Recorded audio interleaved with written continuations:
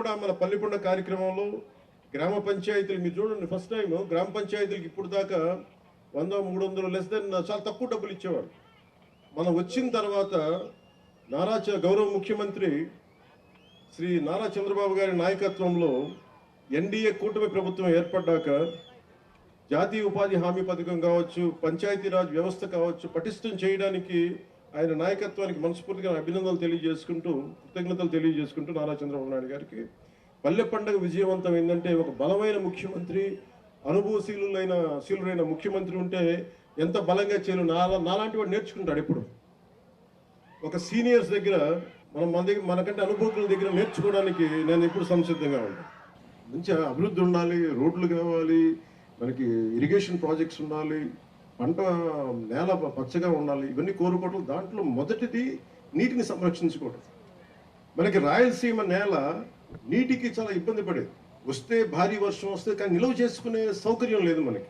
1,55,000 నీటి కుంటలు కానీ మనం ఈ రోజున మన టార్గెట్. ఇది ఒకటే టార్గెట్ పెట్టాను నేను, మే నెలలోపు అయిపోవాలని చెప్పి నేను శశిభూషణ్ గారికి కానీ మన కృష్ణతేజ గారికి అని చెప్పాను, మే లోపు అయిపోవాలి. ఎందుకంటే వర్షాలు రాగానే నీటి కుంటలు నిండాలి. అంటే 1,55,000 పాండ్లు గనక నీటి కుంటలు గనక నిండితే మనకు ప్రకాశం బ్యారేజ్లో 3 TMCలు నీళ్లు. అలాంటిది మనకి 1,55,000 పాండ్లు నీటి కుంటలు కనుక నిండితే 1 TMC వచ్చేస్తుంది. అందుకని మనకి పెద్ద ప్రాజెక్టులు వచ్చే వరకు నా నమ్మకం ఏంటంటే కృష్ణదేవరాయలు గారు ఇక్కడ ఎప్పుడు మన తటాకాల మీద వ్యవసాయం చేసిన పద్ధతి, మనం ఏం కొత్తగా చేయట్లా. మర్చిపోయిన దాన్ని కృష్ణదేవరాయలు గారు చేసింది. అంటే ఇది రాయలసీమ కాదు, ఇది రత్నాలసీమ. అలాంటి రత్నాలసీమ రావాలి, మళ్ళీ రత్నాలు ఇక్కడ అంటే అంత బలంగా ఉండాలి. ఇక్కడ అభివృద్ధి కొందరికే కాదు, అందరికీ కావాలి.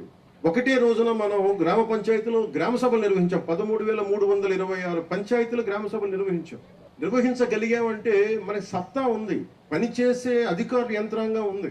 కానీ వాళ్ళకి పని చెప్పడానికి దిశానిర్దేశం చేసే ఏ స్వార్థం లేని వ్యక్తులు కావాలి.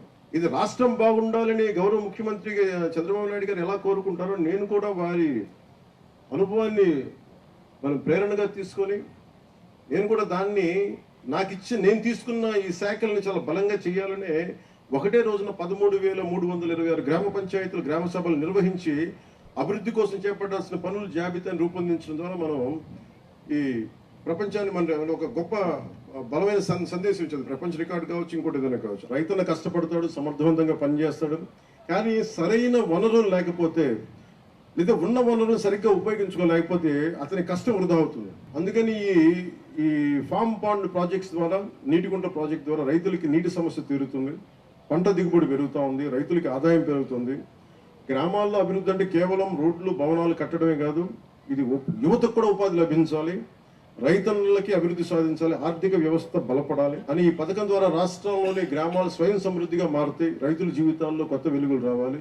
ఇదే నారా చంద్రబాబు గారి నాయకత్వంలో, ముఖ్యమంత్రి గారి నాయకత్వంలో ఈ రాష్ట్రం కోరుకుంటుంది. రైతుల జీవితాల్లో కొత్త వెలుగులు రావాలి. ఇది మా ఆశయం, ఇది టీడీపీ ఆశయం, భారతీయ జనతా పార్టీ ఆశయం, జనసేన ఆశయం.